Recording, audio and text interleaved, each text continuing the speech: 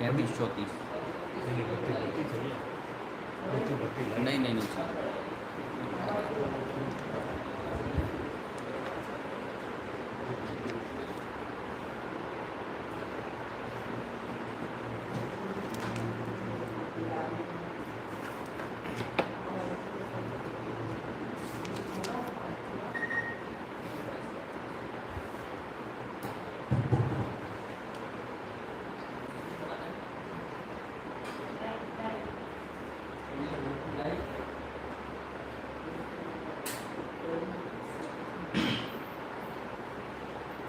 नमो हरिहंतारं नमो सिद्धारं नमो आयर्याणं नमो वज्रायाणं नमो लोके सौरसाहूरं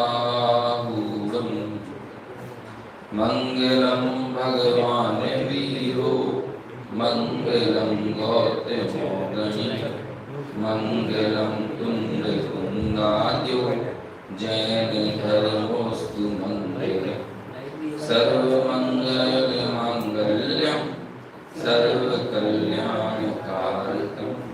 प्रधानं सर्वधर्माणां जैनं जयतु शाश्वतं जैनं जयतु शाश्वतं जैनं जयतु शाश्वतं। आपने आप में आपको वर लिया, चेतना को स्वयं मैं प्रकट कर लिया। हे विरागी प्रभु, हे महावीर चिन्ह, आपके दर चरण मैं शतत नमन। आपके दर चरण मैं शतत नमन। एस सुरासुर मणुसिंह वंदितं घोरघायिकं ममलं प्रणमामि वर्धमानं तीर्थं धम्मस्विकारतारम्।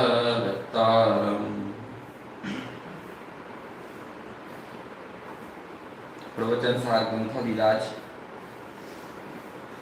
चरणानुयोग सूचक चूलिका के अंतर्गत मोक्ष मार्ग प्रज्ञापन अधिकार, इस विषय पर हमने चर्चा शुरू की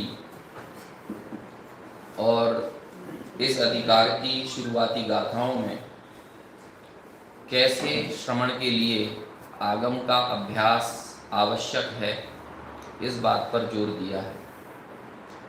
कोई कह सकता है कि श्रवण के लिए आगम के अभ्यास की बात है तो आगम का अभ्यास उनके ही करने की पात्रता होना चाहिए, वो ही आगम का अभ्यास करें, हमारे लिए तो ये ज़रूरी नहीं है। लेकिन ये दृष्टि नहीं रखना, बल्कि ये सोचना कि जो ऑलरेडी इतना एकाग्रता को प्राप्त हैं, जब ऐसे श्रवण के लिए जो कि हर अंतर मुहूर्त में अंतर्मुख होते हैं, स्वसंवेदन का काल जिनके बहुत है, जब ऐसे श्रवण ऐसे मुनिराजों के लिए आगम के अभ्यास की प्रेरणा दी, उनके लिए आगम का अभ्यास इतना आवश्यक बताया, तो जिनके स्वसंवेदन का ठिकाना नहीं, जिनकी एकाग्रता का कोई निर्णय नहीं, जीवन में व्यग्रता बहुत है, चंचलता बहुत है, अस्थिरता बहुत है, क्षोभ बहुत है, तो ऐसे लोगों को अपने जीवन से उस चंचलता को, अस्थिरता को, क्षोभ को दूर करने के लिए आगम में एकाग्र होना, आगम का सेवक होना, आगम में व्यापार करना या आगम में क्रीड़ा करना कितना ज़रूरी है, ये हमें समझना चाहिए।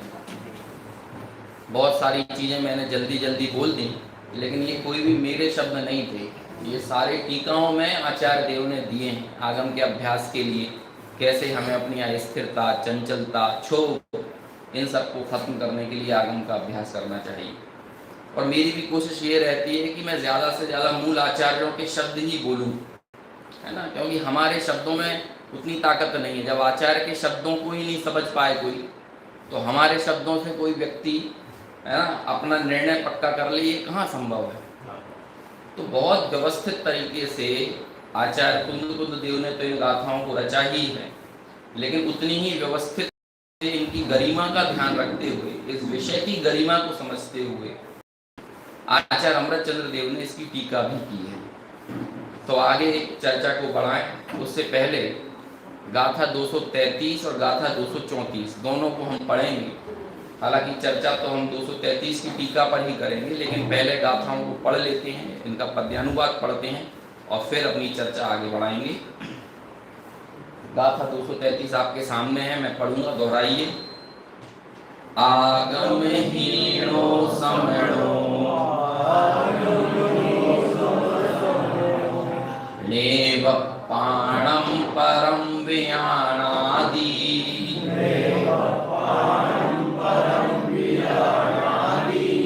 अविजानन्तो अर्थे खवेदिकं माणिकिद भिक्खु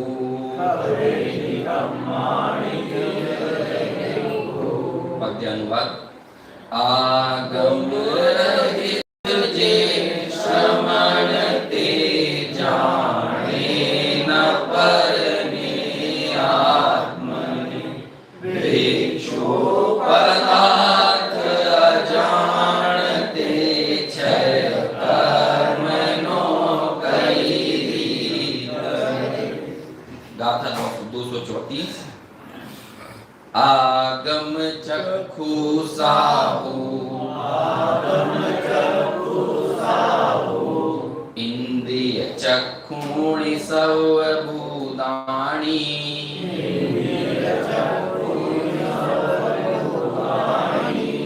देवाय ओहि चक्षु सिद्धा पुण सर्वदो चक्षु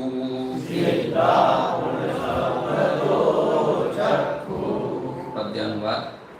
मुनिराज आगम चक्षुने सोभूत इंद्रिय चक्षुषे देव अवधि चक्षुने सर्वत्र चक्षुषे।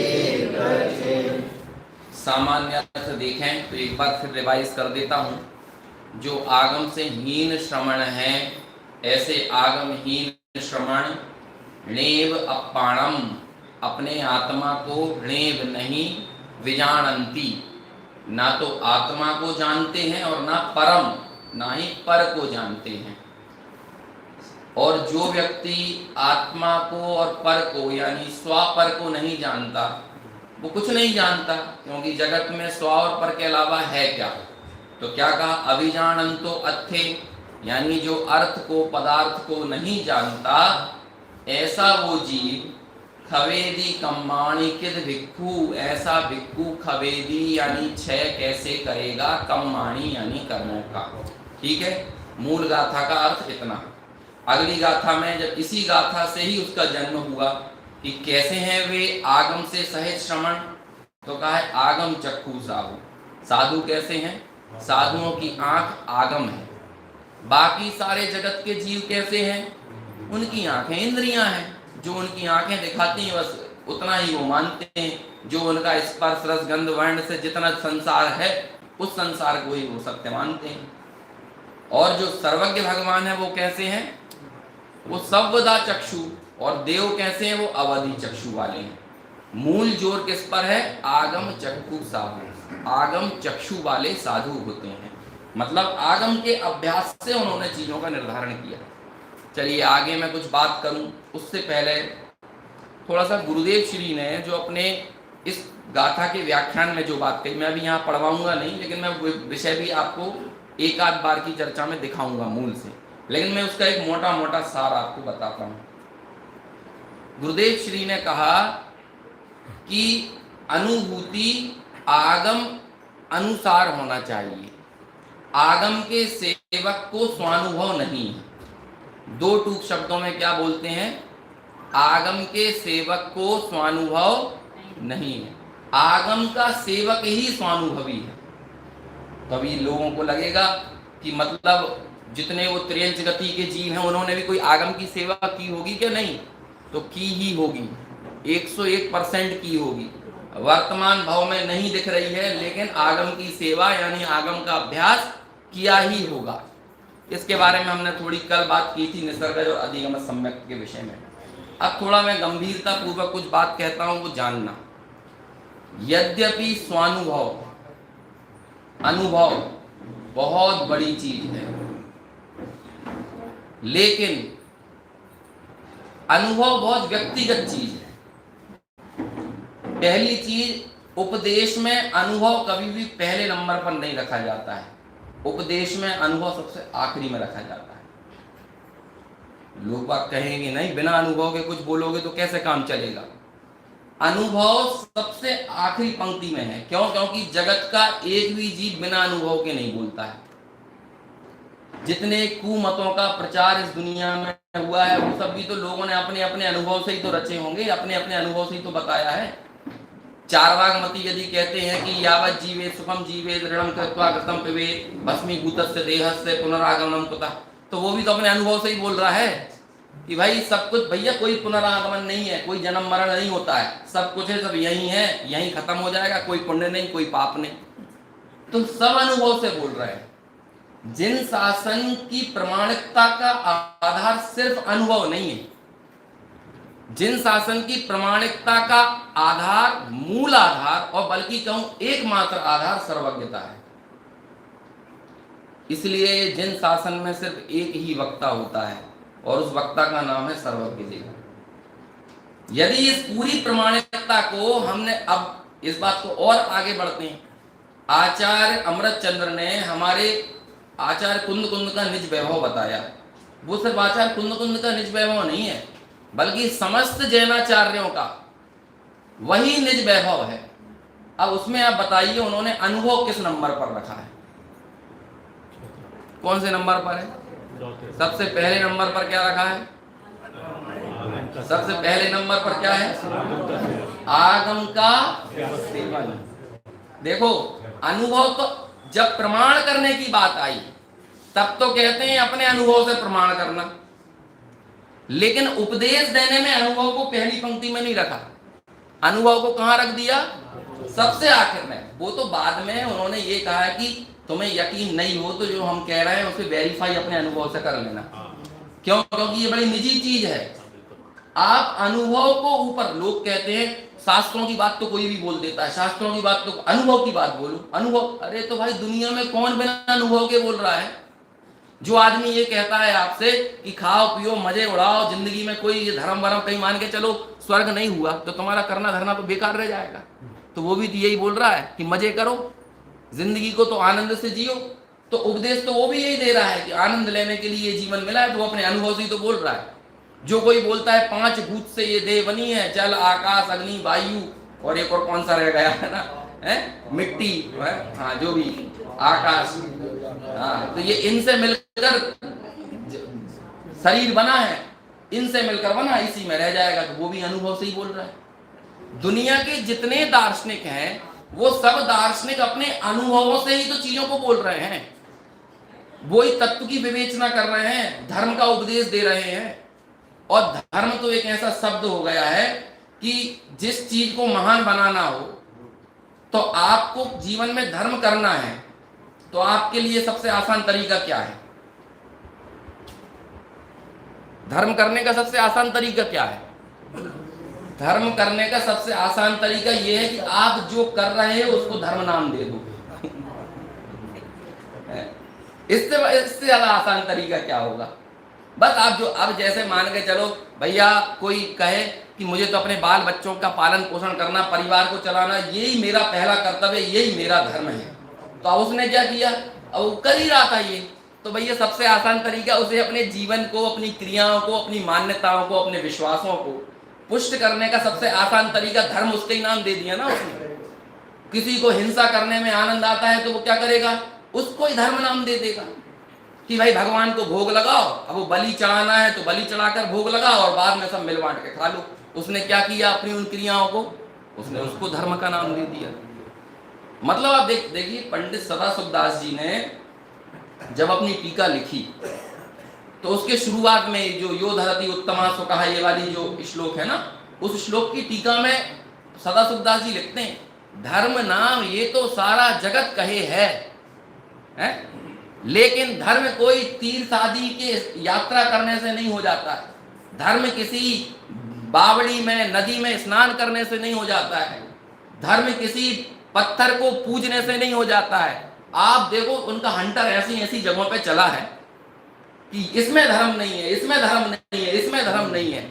और वे कहते हैं धर्म तो स्वतंत्र वस्तु का नाम है, स्वानुभव का नाम ही धर्म है, आत्मा की अनुभूति का नाम धर्म है, मैं कौन हूं इस बात के निर्णय का नाम धर्म है। और ये धर्म कोई पराधीन नहीं है किसी तीर्थों का या कहीं और अभी इस गाथा की टीका में तो गुरुदेव श्री ने इतना जोर दिया, आप निकाल ही लो, ये 64 नंबर का पेज, प्रवचन सुधा, मूल से पढ़ेंगे तो मजा विशेष आएगा। निकाल 64 नंबर का पेज निकालो प्रवचन सुधा में, आपको अब देखिए गुरुदेव श्री कितनी बड़ी बात कहते हैं। और ये कोई ऐसे ही नहीं कह रहे हैं, और ये सब टीका के आधार से ही बात आई है। इसी गाथा 264 नंबर, 64 इसका नहीं, वो 64 पीडीएफ का बाय डिफॉल्ट निकलता है ना, बाय डिफॉल्ट तो निकलेगा पीडीएफ का 64। हाँ पीडीएफ का 64, ये तो ये पेज इसका 64 है कि पीडीएफ में 64 नंबर आता है, पीडीएफ में 64 डालो। हाँ यहाँ पे आओ, आप एक पैराग्राफ ऊपर बढ़ाओ इसका।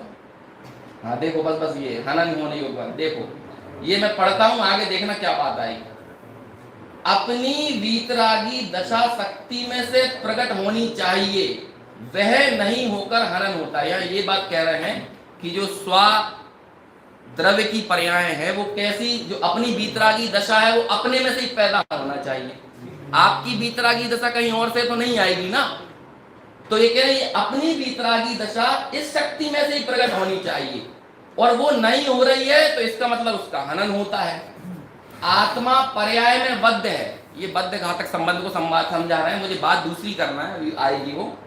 आत्मा पर्याय में बद्ध होता है और घातक वह विकल्प है, विकल्प उसका घात करने वाला। शुभ राग या अशुभ राग या जड़ कर्म वह निमित्त पने हैं, यह अशुद्ध उपादान घातक है। कठिन बात भाई, अब देखो आगे है ना, भगवान का सर्वज्ञ का कहा हुआ आगम ऐसा कहता है, इससे विपरीत कहे वह सर्वज्ञ का आगम नहीं है, और आगम का वह उपदेश सच्चा नहीं है। जो सर्वज्ञ का नहीं है वो सच्चा नहीं है। सिर्फ अनुभव करके कोई कहे कि हम अनुभव से लिख रहे हैं, अनुभव से बोल रहे हैं, तो वो सच्चा नहीं है। मैं कह रहा हूं, मैंने पहले दिन जब चर्चा शुरू की थी तो मैंने ये बात उठाई थी कि दुनिया भर के तमाम दर्शन जितने भी हैं वो सारी दार्शनिक मान्यताएं अपने अपने अनुभव से शुरू हुई, और उन्होंने बहुत मेहनत की बेचारों ने। मैं ये उनकी मेहनत पर उनके लिए मैं सवाल खड़े नहीं करता हूँ, बड़ी ईमानदारी से मेहनत कर रहे थे कि ये दुनिया किसने बनाई है, हम कौन है, कर रहे थे, लेकिन उनके पास एक सर्वज्ञ की परंपरा नहीं थी। तो जीवन बीत गया पूरा, तो आखिर में पूरा जीवन बीत गया। उसने कहा मरते मरते वो लिख के गए पूरे जीवन भर मेहनत करने के बाद कि दुनिया में बस एक तत्व है पानी, और सब लिखे पैराडाइमीज, हेलिगोमीज ऐसे करके सब यूनान के दार्शनिक हैं जो महावीर भगवान से भी 500 साल पहले हुए हैं, है ना। मतलब ये उनका जो काल आता है ईसवी सन 1000 वर्ष पहले, 700 वर्ष पहले, इतने साल पहले जो पाश्चात्य दर्शन का उद्भव जहां से हुआ। ये अरस्तु तो बहुत बात के लोग हैं, बहुत मेहनत किया, जीवन भर बेचारे ने मेहनत किया, और उसके बाद कहा कि पेड़ पौधों में भी कॉन्शियसनेस होता है। सर्वज्ञ का आधार मिल गया होता तो उसे जन्म से ही मिल जाता है भाई पेड़ों में जीव, तो अब इसमें जानने की जरूरत नहीं है, यहाँ जानो यहाँ है कि नहीं। तो अपने जीवन का सारा पुरुषार्थ इसे जानने में लगा था, बेचारे ने पेड़ पौधों को जानने में लगा दिया। समझ में आया? लोग ये कहते हैं, अभी हमको मिले थे कुछ दिनों पहले, तो ये कहने लगे कि विज्ञान इतना डेवलपमेंट कर लिया है, किसी ना किसी दिन तो भाई विज्ञान आत्मा को खोज ही लेगा। मैंने कहा कभी नहीं खोजेगा। क्यों? क्योंकि उसको विज्ञान का जो पैमाना है वो पैमाना ऐसा है कि उस पैमाने में आत्मा पकड़ में आने वाला नहीं है। इंद्रिय चक्षु साहू, तो विज्ञान जो खोज रहा है उसका पैमाना तो स्पर्श रस गंध वर्ण इनसे ही पकड़ में आना चाहिए। अब वो स्पर्श रस गंध वर्ण से कहां पकड़ में आ जाएगा? उसने इलेक्ट्रॉन खोजा, प्रोटॉन खोजा, या वो क्या कहते हैं गॉड पार्टिकल खोजा, उन सब में उसे ये सब चीजें मिली हैं, स्पर्श रस गंध वर्ण। आत्मा में ये चीजें कहां से मिल जाएंगी जो आत्मा को खोज लेगा। अब आपको जिन शासन को वेरीफाई कराने के लिए विज्ञान का इंतजार करना है क्या? इतना समय है, इतनी शक्ति है। बाबूजी तो कहते थे, जब उनसे किसी ने कहा कि आप अपने जैन धर्म को विज्ञान से सिद्ध कर सकते हो, तो बाबूजी ने कहा कि बाबूजी युगल जी ने, अभी हमारे इतने बुरे दिन नहीं आए समझ में आया कि हमें विज्ञान से अपने आप को सिद्ध करवाना पड़ेगा। अभी जिनको यदि यही इंतजार करना है, देखो गुरुदेव कहते हैं भगवान का सर्वज्ञ का कहा हुआ आगम है, और ये इसके पहले भी लिख चुके हैं, स्वानुभूति के लिए आगम का सेवक ही स्वानुभव करेगा, ये बात लिखी है। अब आगे देखिए, भारी मार्ग भाई अपूर्व मार्ग है, भगवान को कहते हैं। अब देखो तीर्थंकर का नाम लिया है, इसमें लिया है ना, इसके पहले पंचाशतिकाय ग्रंथ की 170वें नंबर की गाथा की टीका का उद्धरण दिया था गुरुदेव श्री ने। और गुरुदेव श्री के ये आप प्रवचन सुनेंगे तो आपको ये चीजें मिलेगी ही कि संबंधित चीजों से जितनी चीजें रिलेट करती हैं उस विषय को पुष्ट करने के लिए उसके रेफरेंस देते थे। और वो तो क्या मेमोरी भी क्या कमाल की थी, गजब की मेमोरी है ना। अपन लोगों को तो याद ना रहे वो चीज, क्यों? क्योंकि 24 घंटे जब आपकी धुन वही चल रही हो तो आपके स्मरण में वो चीज ना आए, ऐसा कैसे हो सकता है? तो वो चीज आती थी। देखिए भगवान तो कहते हैं, तीर्थंकर कहें कि मेरी रुचि करे वह भी राग है और तेरे स्वभाव को मैं रोकने वाला है। तीर्थंकर खुद कहते हैं कि तू मेरी रुचि करेगा तो ये भी तेरे स्वभाव के लिए घातक है। दुनिया का ऐसा कौन सा आप्त है जो आप्त ये कहता हो कि तुझे तुझ तक ले जाने में मैं भी बाधक हूं? दुनिया तो ये गई गुरु के चरणों में पड़े पड़े हमारा कल्याण हो जाएगा, बस इनकी सेवा करते रहो, इनको ही सेवते रहो। अभी तो ऐसी ऐसी बातें ऊपर कह दी, अरे जो ये भी हमें आगम से ही पता चलता है कि स्वानुभव में आगम भी बाधा पैदा करने लगता है। ये भी तो हमें आगम से ही पता चलता है। जिस काल में हम स्वानुभव के नजदीक होते हैं, दरअसल तब हम आगम की सेवा कर रहे होते हैं। और उस काल में ये जो द्रव्य आगम है, ये जो द्रव्य श्रुत है, ये द्रव्य श्रुत भी क्या करते हैं? ये बाधा पैदा करने, पक्षातीत आत्मा तक ले जाने में इस आगम का पक्ष भी चला जाता है। पक्षातीत आत्मा की उपलब्धि करते हुए तो उन भगवान का पक्ष भी चला जाता है जिन भगवान ने उस पक्षातीत आत्मा तक ले जाने की बात कही। लेकिन जब तक उस पक्षातीत आत्मा की उपलब्धि नहीं हुई है, तब प्राकृतिक रूप से साधर्मी के, आत्मार्थी के जीवन में सच्चे देव गुरु शास्त्र का पक्ष तो रहता ही है, और वो फिर छोड़ना नहीं पड़ता है। लेकिन यदि कोई हठपूर्वक पक्ष करे रहे, इस प्रवचन में गुरुदेव श्री ने समिति का उद्धरण भी दिया। समिति किसे कहते हैं? सम्यक इति, सम्यक पूर्वक अपने स्वरूप में इति, यही मैं हूं, उसका नाम समिति है। बाकी जो ईर्या आदि समितियां होती हैं, ईर्या भाषा आदि, वो तो कहते हैं वो हट रहित सहज होती हैं, और जिसके सम्यक इति मतलब स्वरूप में सम्यक प्रकार से जो निमग्न नहीं है, ऐसे उस जीवों की जो ईर्या भाषा होगी वो हट पूर्वक होगी, वो हट रहित नहीं होगी। और इसके लिए भी गुरुदेव ने रेफरेंस दिया, इसी ग्रंथ की 217वें नंबर की गाथा की टीका के नीचे फुटनोट में ये बात लिखी। तो ये चीजें याद करके बताते हैं। अब आप सोचिए, एक प्रवचन में, अभी मैं मान के चलो, मैं तो कहता हूं, जैसा कि हम लोगों को तो अनेकों बार विभिन्न विषयों पर चर्चा करना पड़ती है, एक बार हम हमारी हिम्मत लगा के पूरी मेहनत कर लेते हैं, किसी गाथा पे हमको बोलना है या कुछ करना है, सब सारे रेफरेंस खोज में अपनी पूरी ताकत लगा लें। लेकिन कमाल की बात यह रहती है, जब गुरुदेव को सुनते हैं तो लगता है हमारी मेहनत तो कुछ नहीं दी है, ये वाली चीज तो हम निकाल ही ना पाते, ये बात तो आती ही नहीं, ये तो ख्याल में ही नहीं आती कि एक चीज को इतने एंगल से लेकर उस चीज को समझाना। अब सोचिए, इतनी गहन टीका के बीच में गुरुदेव श्री ने कैसे अध्यात्म के अमृत घोले हैं। इसके बीच में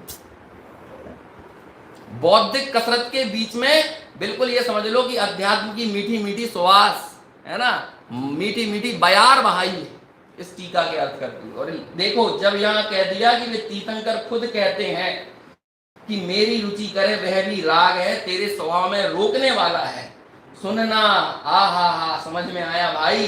देखो तो सही मार्ग, लोगों को अभी मालूम भी नहीं, मार्ग तो कहां से हाथ आए, सुना ही नहीं, ख्याल में लिया ही नहीं कि क्या चीज है, बाद में परंपरा से धर्म होगा, ऐसा कहते हैं।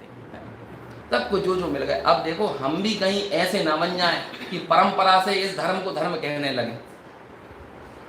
बात तो सर्वज्ञ की परंपरा की है, बात सही है, लेकिन हम उस सर्वज्ञ के सत्य को कहा ना, करना स्वानुभव से प्रमाण। जब प्रमाण करने की बात आएगी तो हम सबको अपने अपने व्यक्तिगत स्तर पर किसको खड़ा करना पड़ेगा, वहां तो स्वानुभव को ही खड़ा करना पड़ेगा। अब दूसरी चीज समझो, आगम से अपनी अनुभूति को मिलाना, अपनी अनुभूति के हिसाब से आगम बदलने की चेष्टा मत करने लगे, और वो यही रहा है। ब्रह्मचारी रविंद्र जी है ना, वो एक बात कहते हैं कि आगम जो है ये है पुस्तक, और अपना अनुभव ये है पुस्तिका। समझ में आया? जैसे क्या होता है कि कोई व्यक्ति गणित का सवाल हल करता है, अब उसने मान के चलो, सरल उदाहरण दें अपन कि 2 और 2 4, तो उसे 2 और 2 4 के लिए आने के लिए कब तक मेहनत करना चाहिए, जब तक उसका उत्तर 4 ना आ जाए। और 5 आ रहा है, 6 आ रहा है, 7 आ रहा है, 8 आ रहा है, तो क्या करेगा, 5 है, तो फिर क्या पुस्तक से मिलाता है, इसमें उत्तर माला में क्या दिया है, 4 दिया, और मेरा उत्तर तो 5 आया है। इसका मतलब इसको काटो और यहाँ पे 5 लिख दो। क्या करना है? यही तो करते हैं लोग। ये कहेंगे कि अब हमने तो भैया बहुत कोशिश की, चौथे गुण स्थान में तो शुद्धोपयोग की कोई नामो निशान नहीं है। हमने तो खूब देख लिया, हो ही नहीं सकता शुद्धोपयोग, उसके लिए तो आपको श्रमण ही होना पड़ेगा, मुनि ही होना पड़ेगा। तो क्या करेंगे, आगम में जहां जहां वो चीजें आई भी होंगी ना, तो वो कहेंगे ये तो कथन मात्र है। कथन मात्र मतलब क्या, ये जब साफ जैसे नाचार लिख रहे हैं, आप द्रव्य संग्रह की टीका में जाओगे तो वहां पर आपको दिखा मिलेगा। आप इसी 80वीं गाथा की टीका में अमृतचंद्राचार्य के पास जाओगे तो वहां दिखा मिलेगा, 86वें नंबर की गाथा, 80-86वें नंबर में विभिन्न स्थानों पर कि स्वसंवेदन बलेन दर्शन मोहाक्षय, है ना, स्वसंवेदन के बल से दर्शन मोह का क्षय होता है। तारतम्यता, रूप शुद्धोपयोग, ये सारी बातें अपने आगम में आई हैं क्या, नहीं, लेकिन उसने तो देखा कि हमें तो कहीं नहीं दिखता है। इसका मतलब वो शुद्धोपयोग, तो हम तो इतना कुछ कर रहे हैं ना, देखो कितना कठिन चारित्र पालते हैं, कितनी बड़ी बड़ी क्रियाएं करते हैं, व्रत करते हैं, उपवास करते हैं, जो जो आप बोलते हो सब करते हैं। अरे जो जो नहीं भी बोलते हैं वो भी करते हैं। और आपको क्या लगता है कि हमें शुद्धोपयोग नहीं होना चाहिए? अरे जब हमें इतना सब करने के बाद नहीं हो रहा है, इसका मतलब इस अवस्था में शुद्धोपयोग होता ही नहीं। तो क्या किया उन्होंने, पुस्तक को बदल दिया, अपने हिसाब से चीजों को ग्रहण कर लिया।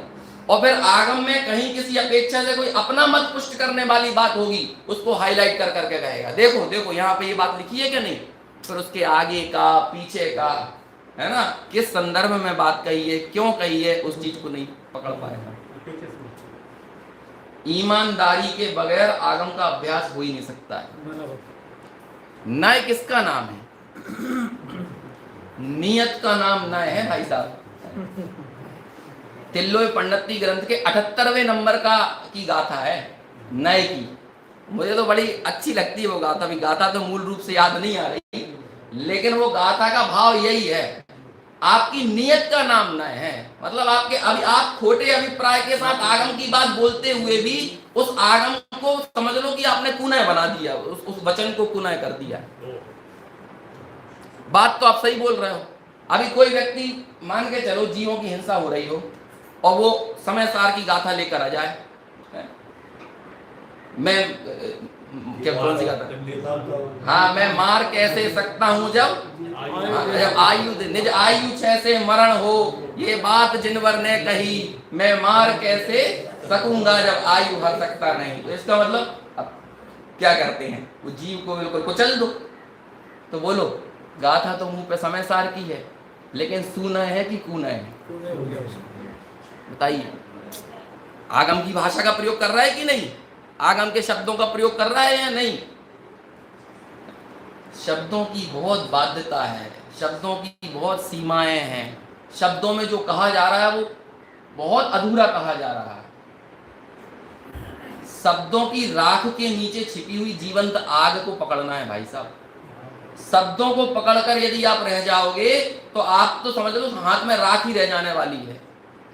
और अंतर का जो मिथ्या मत पुष्ट हो रहा है, जो मिथ्या पक्ष पुष्ट हो रहा है, वो तो जस का तस बना रहेगा और हमें उसकी कोई चिंता भी नहीं है।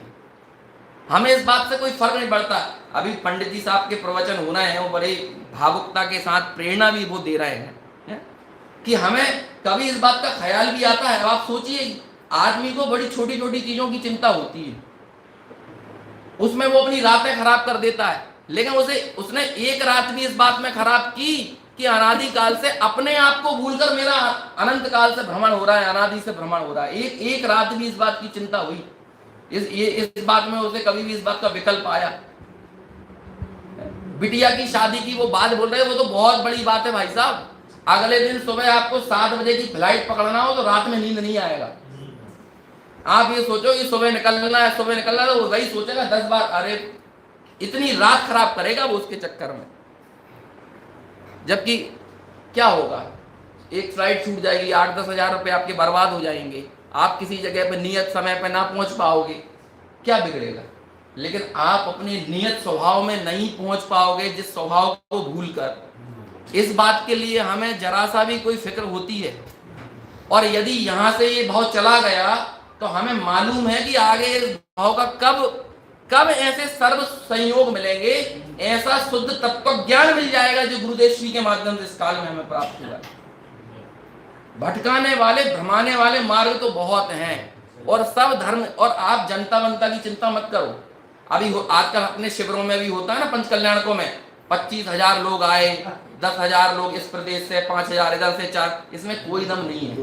100 लोग आए, 50 लोग आए, 150 आए, 1000 आए, 50,000 आए, कोई दम नहीं है। अभी वो हमारे मध्य प्रदेश में सीहोर में रुद्राक्ष बांट रहे थे, एक कोई से महाराज प्रदीप मिश्रा है ना, तो भैया 25 लाख आदमी पहुंचा था रुद्राक्ष लेने के लिए। आप ये हिंदुस्तान में जनता को क्या काउंट कर रहे हो? जनता को काउंट करके धर्म का निर्धारण नहीं किया जा सकता है कि लोग कितने मानने वाले हैं। और सही मार्ग पर चलने वाले तो एक आधे ही मिलेंगे। अकेले चले थे गुरुदेव पूरी भीड़ को छोड़कर, अपना डिमोशन करके, लौकिक रूप से डिमोशन, 6ठे सातवें गुणस्थान वाला मानते थे उनको वहां पे। तो ऐसा इतना 156 इंच का सीना कौन का है? 56 का तो है आजकल 156 इंच का कौन का है कि जो अपना डिमोशन करा दे? 6ठे सातवें गुणस्थान वाला मानकर पूछते थे हजारों लाखों लोग उन्हें वहां पर, लेकिन जब सत्य मार्ग समझ में आया तो परवाह नहीं की। ये किसी के पोषण करने के लिए पर्याय प्राप्त नहीं हुई है, क्योंकि कोई बाड़ानो समर्थन करने के लिए ये पर्याय प्राप्त नहीं हुई। और वहां से निकल पड़े थे। और हम किस बाड़े की को समर्थन करने के लिए, किस भीड़ को समर्थन करने के लिए, किन लोगों को समर्थन करने के लिए पूरी की पूरी श्रृंखला चला रहे हैं, हमें इसका विचार करना चाहिए। बहुत गंभीरता से सोचिए तो सही कि जब आपको आपका उपयोग इतना फैला हुआ रहेगा, इस फैले हुए उपयोग में आप अपने उपयोग को उपयोग में केंद्रित करने के प्रति कहां से आप उतना समय, अपनी शक्ति निकाल पाएंगे, आपकी बुद्धि लग पाएगी। लोगों से कहो कि भाई जरा फिल्म मत देखा करो, टीवी को कम देखो, बाहर थोड़ा है ना, अपने विषय भोगों के प्रवर्तन को रोको, तो लोग कहते हैं भैया हमारे पास शक्ति नहीं है, हमारे पास इतनी शक्ति नहीं है कि यार तुम टीवी भी छुड़वा दो, बाहर आना जाना छुड़वा दो, है फिल्में छुड़वा दो, ये सब हम हमारे बस की नहीं है। तो उससे कहते हैं भैया इसीलिए तो कह रहे हैं तेरे पास शक्ति नहीं है। आज जितनी शक्ति है वही तू भोगों में और विषयों में लगा देगा, तो अब उस शक्ति को ही बर्बाद कर देगा, तो अपने स्वरूप को जानने में अपनी शक्ति को कब लगाएगा? नहीं है ना शक्ति, नहीं है ना तुम्हारे पास इतनी बुद्धि, नहीं है ना इतना समय, तभी तो कह रहे सारा चरणानुयोग उपयोग की बर्बादी रोकने का नाम है। चरणानुयोग इसके अलावा और कुछ नहीं है।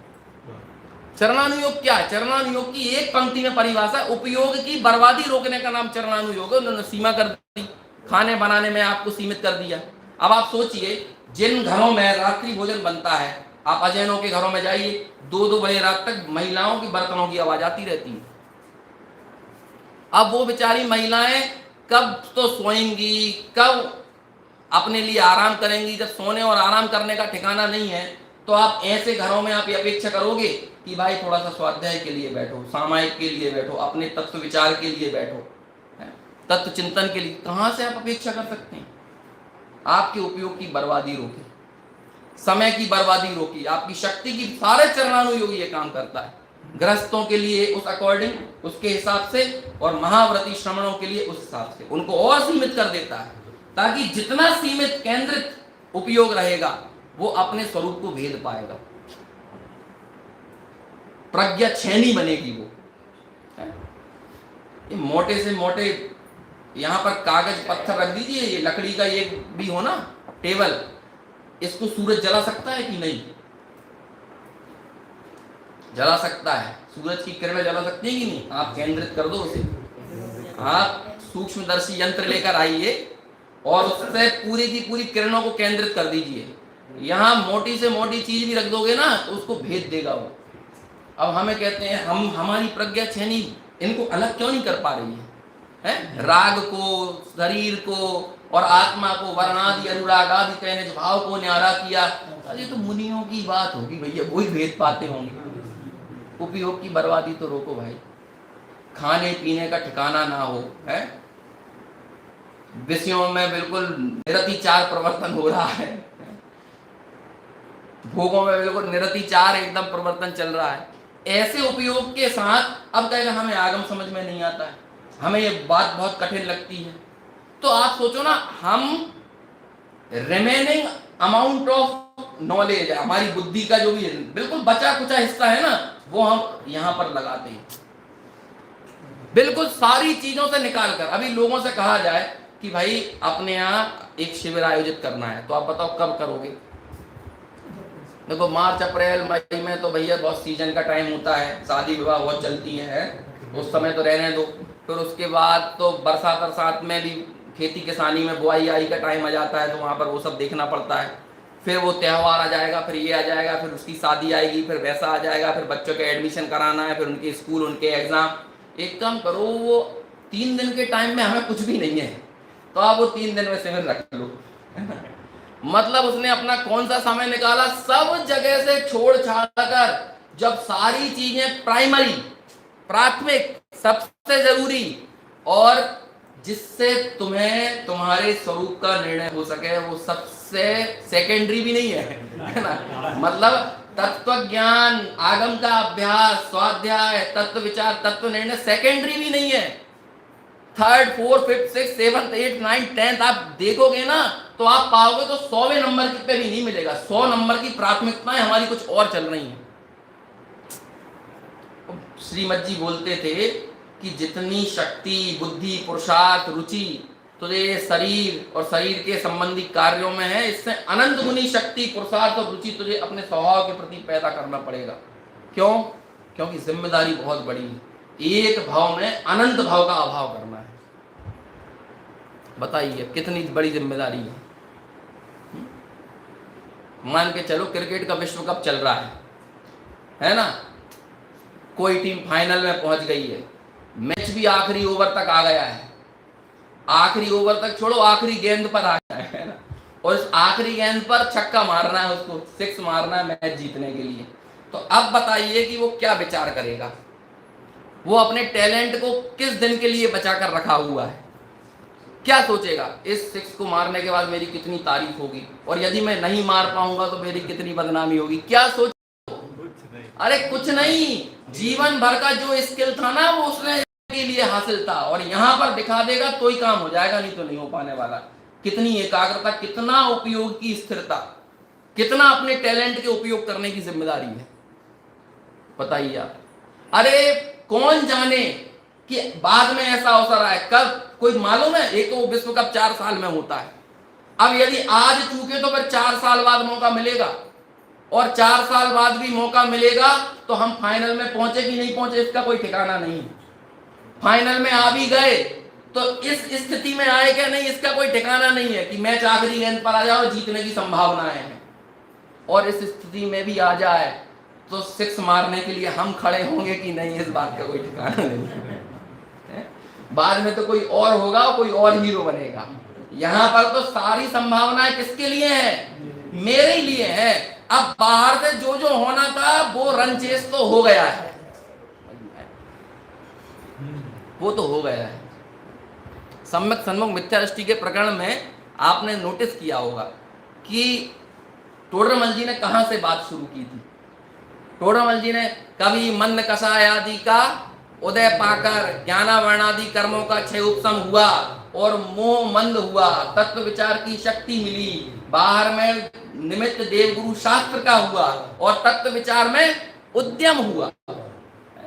और जब तत्व विचार में उद्यम हुआ तो हमने तत्व विचार उस आगम का सेवन करके जो हमें मिला देवगुरु शास्त्र से, तो हमने ऐसा विचार किया, वो विचार का नाम है प्रायोग्य लब्धि।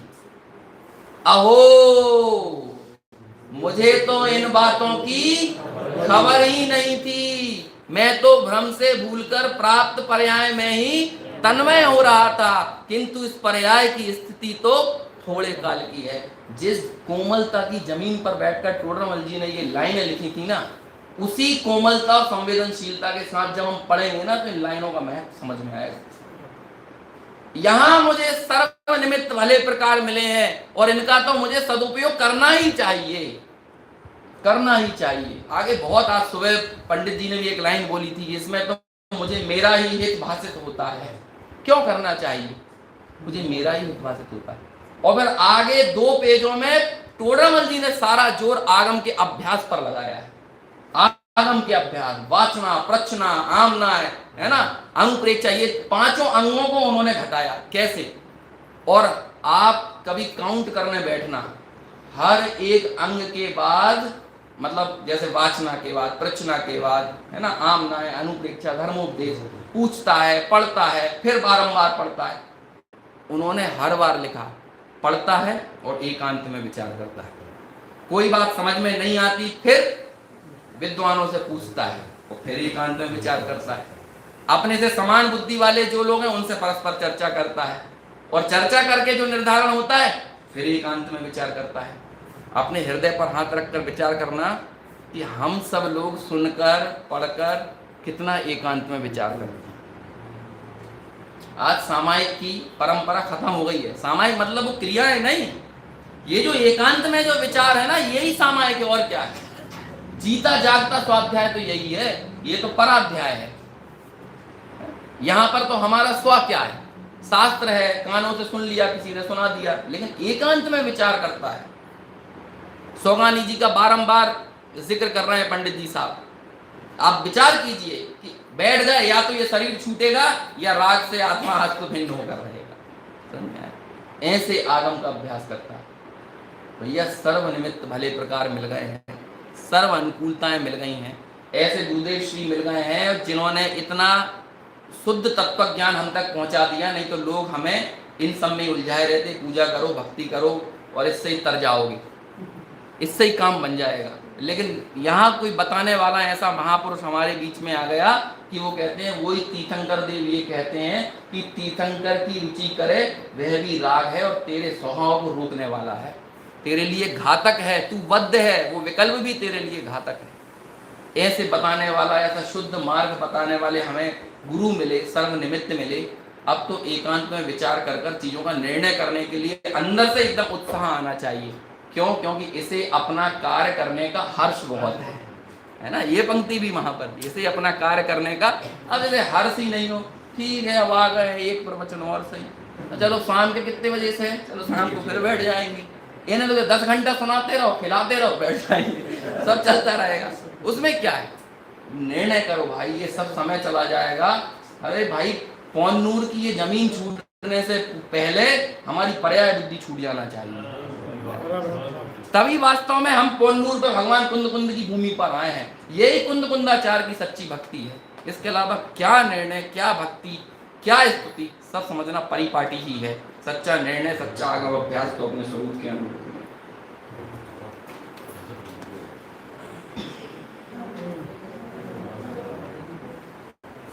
हेलो, अभी आदरणीय देवेंद्र जी भाई सबका व्याख्यान रहेगा।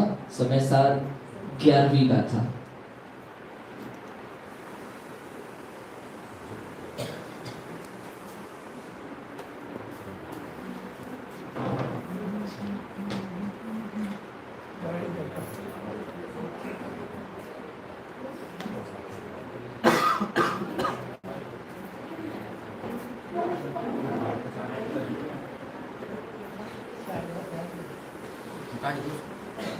साइड में रख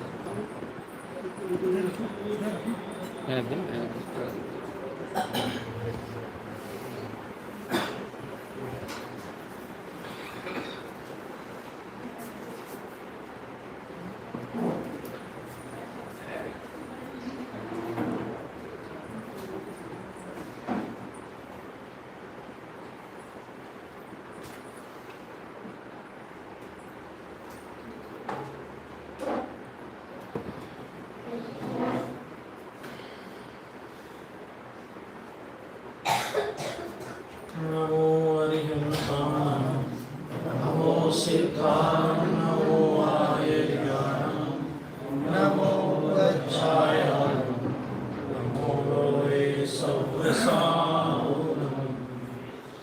मंगलम भगवान वीरो मंगलम गौतमो गणी मंगलम कुंद कुंदायो जय धर्मोस्तु मंगलम सर्वमंगल मांगल्यम सर्वकल्याणकारिकम